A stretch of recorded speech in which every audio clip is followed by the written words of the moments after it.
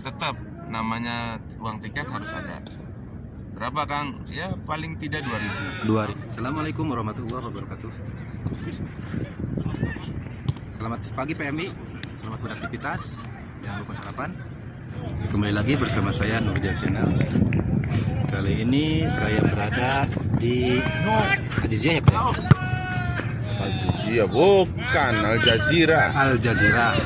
Berada di Al Jazeera. Kepalanya Pak, bola atas futsal. 7 dekade sudah ekspatriat di Kerajaan Arab Saudi ini memakai sistem kafalah. Baru-baru ini pemerintah Arab Saudi mengeluarkan kebijakan baru, ramai diperbincangkan di media sosial maupun di kalangan luar ya. Sekarang saya kedatangan narasumber dari BMI, dari LSM.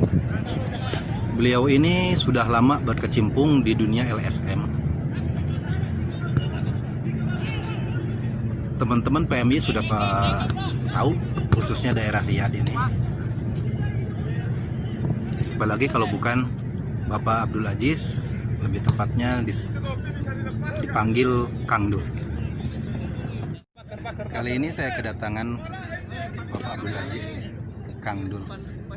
Assalamualaikum warahmatullahi wabarakatuh. Gimana kabarnya Kang Dul? Alhamdulillah sehat walafiat.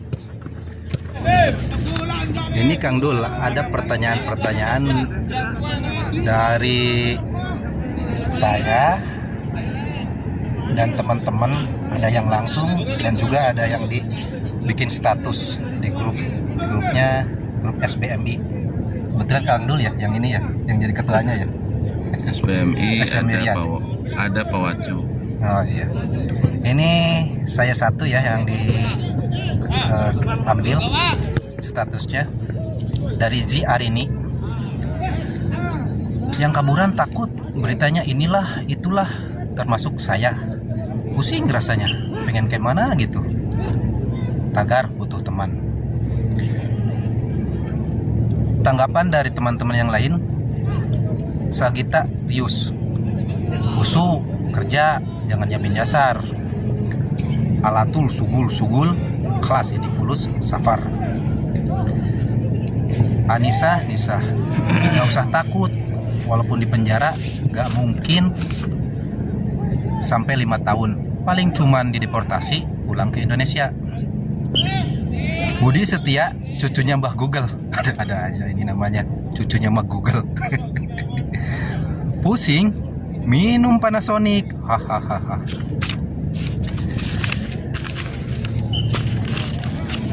Menurut kacamata Kang Dul sebagai Ini kacamata sebagai ketua LSM, positif apa yang akan diambil dari kebijakan penghapusan kafalah ini? Menurut informasi yang saya dapat dari dari ekspatriat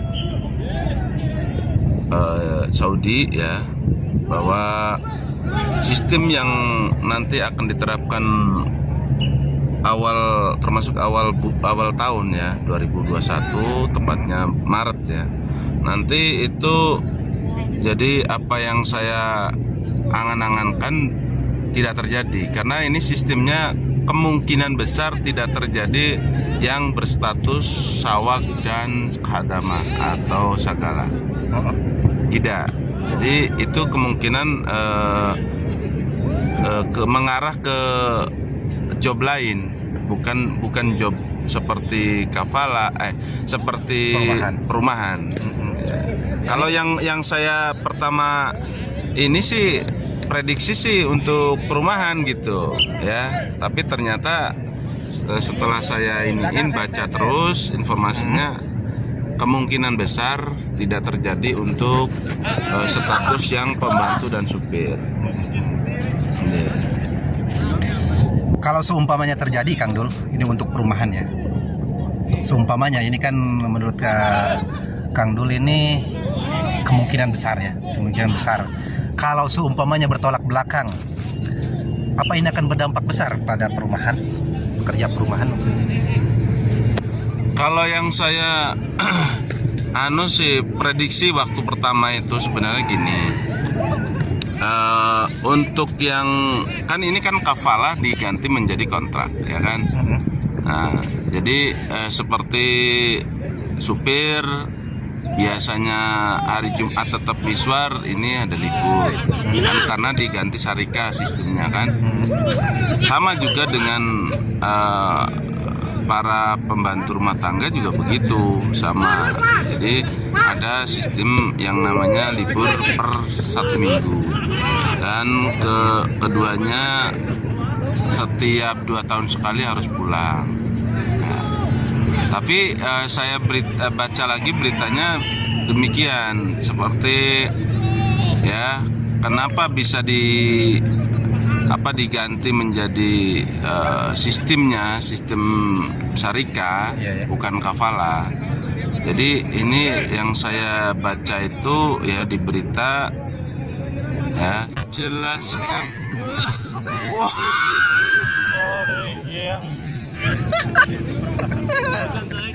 Ini berdasarkan dari keterangan Kementerian Sumber Daya Manusia dan Pembangunan Sosial Arab Saudi, ya ada 8 persyaratan pekerja yang bebas pindah, ya.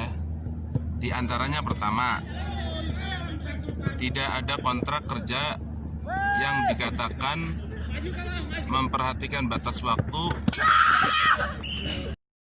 Intinya, kalau tidak ada kontrak kerja dari Indonesia yang ditandatangani oleh atas tenaga kerja dan kedutaan atau perwakilan kita yang berada di luar, itu berarti kan kontrak kerjanya kontrak kerja bodong, ya. Banyak sekali teman-teman yang tertipu oleh kontrak kerja yang bodong.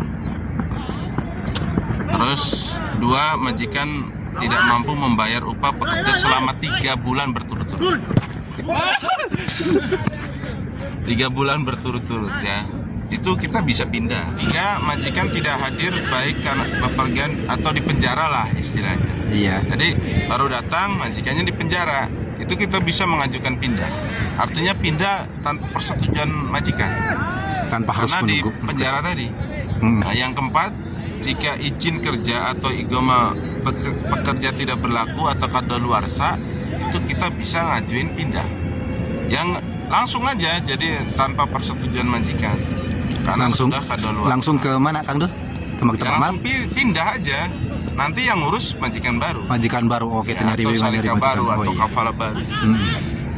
Yang kelima, jika pekerja melaporkan kasusnya, ya, mempekerjakan secara ilegal, ya, nah itu bisa melaporkan, bisa dipindah. Kalau itu seperti kebanyakan kan visa ilegal itu seperti visa ziarah. Visa ziarah, iya, yang maksud saya itu visa ziarah. Nah, itu kan visanya ilegal. Karena visa ziarah itu tidak untuk bekerja kan. Nah, itu bisa pindah tanpa persetujuan majikan. Nah, sama juga yang keenam itu kasus tindak pidana perdagangan orang atau trafficking. Itu sama, bisa kita pindah semua kita. Jadi nanti kalau umpamanya ini terjadi gitu kan, jadi visa ziarah ini apakah akan banyak ke sini gitu? Karena poin yang barusan disebutkan. Ya visa ziarah mah nggak sekarang juga, dari kemarin udah banyak. Udah banyak. Iya. Jadi sebenarnya moratorium itu belum dibuka. Ya, Indonesia, pengiriman dari Indonesia ke sini khususnya untuk visa perumahan itu belum dibuka. Ada yang iming-imingi seperti sponsor, udah dibuka, dia masuknya secara ilegal, yaitu visa ziarah. Visa ziarah itu. Visa ziarah kan bukan untuk bekerja, ya kan? Jadi nantinya harus ada surat pekerja itu, nanti bisa bisa mendapatkan kebijakan ini, maksudnya gitu. Jadi gini ya, intinya yang ilegal tadi, yang kategori trafficking, Iya. yang kategori trafficking itu kita bisa berpindah tanpa persetujuan majikan yang lama. Itu pun kalau sudah kalau belum dibuatin igoma. Kalau sudah dibuatin igoma kan nggak bisa. Iya. Itu berarti udah resmi punya kafil, punya majikan itu. Kalau selama dia di sini 3 bulan belum dibuatin igoma, berarti kita bisa pindah dengan status nanti yang 2021 itu. Itu bisa pindah tanpa persetujuan majikan yang lama. Masih lanjut ya, masih yang angka ke-7. Jika terjadi perselisihan masalah pekerja antara pekerja yang dan penyedia kerja, pihak penyedia kerja tidak hadir dalam persidangan atau menghadiri 2 sesi dalam penyelesaian kekeluargaan. Jadi kan pasti nih kalau dilaporin di maktab amal nanti disidang majikannya. Iya. Kalau 2 kali dipanggil nggak datang, udah kita secara sesuai dengan peraturan yang baru itu bisa langsung pindah majikan. Dari majikan. Iya. Oke. Masih dilanjut ya. Iya, siap. Yang ke-8, atas persetujuan majikan sponsor saat ini untuk perpindahan. Nah ini kan kalau ini resmi. Kalau yang 8 artinya majikan yang lama dan yang baru saling tahu. Itu udah biasa itu ya. Udah seperti itu biasanya. Tapi yang poin yang dari nomor 1 dan sampai 7 itu intinya yang kategori pekerja yang dirugikan ibaratnya gitu. Nah itu bisa pindah begitu. Oke, silakan dibuka pertanyaannya. Itu kan 8 kriteria yang kita bisa pindah tanpa persetujuan majikan yang lama. Jadi ini kemungkinan besar TKI overstay itu atau TKI kurang beruntung tak akan mendapatkan kebijakan ini. Ya nggak bisa, ini kan yang resmi. Ini yang resmi. Garis bawah resmi. Yang resmi, yang punya majikan lah ibarat. Artinya yang saya sebutkan tadi dari poin 1 sampai 8, kalau sampai yang terakhir 8 sih oke, saling mengetahui ya antara majikan lama dan baru. Kalau yang poin 1 sampai 7 itu kan kategorinya yang kita yang dirugikan. Seperti nggak dibuatin igoma kadaluarsa, karena trafficking, ya kalau bahasa Indonesianya, bahasa orang kitanya jual visa ilegal atau tindak pidana perdagangan orang itu bisa. Apakah Kang Dul udah dapat informasi atau dari KPRI ataupun dari orang Saudi sendiri seperti apa sistemnya nanti? Ya yang saya jelaskan tadi. Iya. Sistemnya kalau nggak dibuatin igoma 3 bulan ya, kemudian nanti kalau udah diterapkan itu bisa langsung. Kang Dul kan dekat dengan kedutaan Indonesia di sini. Apa tanggapan KBRI dalam hal ini? Udah dapat maksudnya udah ngobrol atau gimana gitu nantinya? KBRI sendiri belum menginformasikan ya. Belum menginformasikan baik itu secara individu atau melalui medsos. Belum ada pemberitahuan dari KBRI tentang kebijakan yang mau diterapkan oleh Arab Saudi, karena nanti mungkin awal tahun baru dipublikasikan. Ya. Ini sih sudah, cuman baru rencana itu pun baru diberitakan aja di di grup-grup news online ya. News online. Oh iya. Ya, jadi kalau apa aja pemberitahuan secara resminya dari KBRI belum. Dengan prediksi kita dengan dari cuplikan berita online di Arab Saudi ya seperti itu. Sebagai ketua LSM, apa himbauan Kang Dul untuk WNI yang khususnya karena Kang Dul sudah sering menjebatani TKI yang kurang beruntung. Apa pesan-pesan pribadi Kang Dul sebagai ketua LSM dalam menanggapi hal kebijakan ini? Kalau menurut saya, apapun nanti akan terjadi, menanggapi kebijakan ini ya sangat aplaus banget, karena lebih menguntungkan ke PMI-nya akhirnya. Ya, karena kebijakan kalaupun itu diterapkan itu lebih bagus ke kitanya gitu.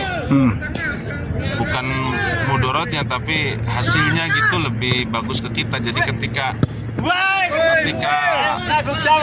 kita merasa terzolimi ya, oleh keadaan di satu perusahaan atau satu majikan, itu dengan adanya kebijakan seperti ini sangat menata perbaikan untuk para PMI akhirnya. Ini untuk TKI yang ilegal gimana Kang Dul? Dalam hal menangkapinya, ada yang saya takut dideportasi, saya takut denda sampai 25.000.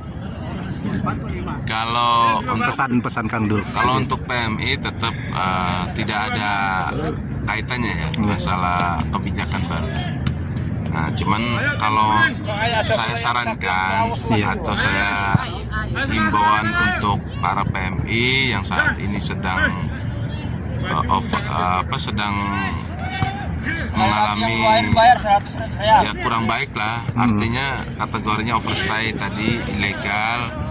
Ya udahlah, kerja aja yang benar. Selama masih musim pandemi, masih musim corona, kerja aja yang baik, yang diem di rumah, di perumahan, nggak usah yang jam-jaman, nggak usah yang keluar masuk, ya lebih baik diam di satu majikan.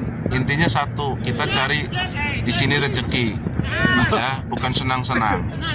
Ya, udah diem di satu majikan, gaji yang lancar, apalagi hadiahnya oke, udah diem, ya kan? Nggak usah kesana kemari, karena satu kita juga lagi ketat Saudi kan, udah diam aja. Kalau memang orang Saudi ini masih membutuhkan dia, kerja yang benar. Oke, Kang Dul, terima kasih Kang Dul. Masih ada yang dipertanyakan? Saya rasa udah. Kalau tambahan. Nah, untuk yang TKI atau PMI yang ilegal, saat ini kan Tarhil masih tutup. Ya kan? Masih tutup. Jadi jalan satu-satunya kalau ingin pulang melalui KBRI yang di Riyadh ya khususnya, melalui KBRI dengan catatan, terutama ini yang dari Syarikah yang tidak membawa igoma fisiknya, itu akan kena denda 1.050 real. Itu kalau tidak bawa fisik. Kalau tidak bawa fisiknya. Ya, tidak bawa fisiknya igoma. Jadi terus plus uang tiket. Uang tiketnya berapa Kang Dul? Ya umpamanya tiketnya 2.000. Atau kalau lagi naik 3.000 tiketnya aja itu. Itu harus sama PCR ya? Loh, itu terserah kebijakan KBRI. Kebijakan KBRI itu? Kan pulangnya melalui KBRI. Oh. Selain ke KBRI bisa menghubungi Kang Dul juga? Kalau saya menghubungi hanya sekedar ngasih masukan, ya informasi. Kalaupun bisa silahkan datang langsung ke KBRI, ya katakan bahwa saya pengen pulang, itu aja. Atau hubungi dulu hotline KBRI. Oke. Nah terus ada lagi, tadi kan yang dari Syarikah. Kalau visa ziarah yang belum dibuatin igoma tidak kena denda. Ya, itu kan hanya mengurus exitnya doang. Tapi tetap namanya uang tiket harus ada. Berapa Kang? Ya paling tidak 2.000. 2.000 langsung dibayar di sana. Gitu. Oke, terima kasih Kang Dul informasinya, dan selamat siang dan Semoga bermanfaat untuk rekan-rekan. Tetap bekerja, tetap semangat, PMI sehat, PMI sejahtera, keluarga tenang. Oke.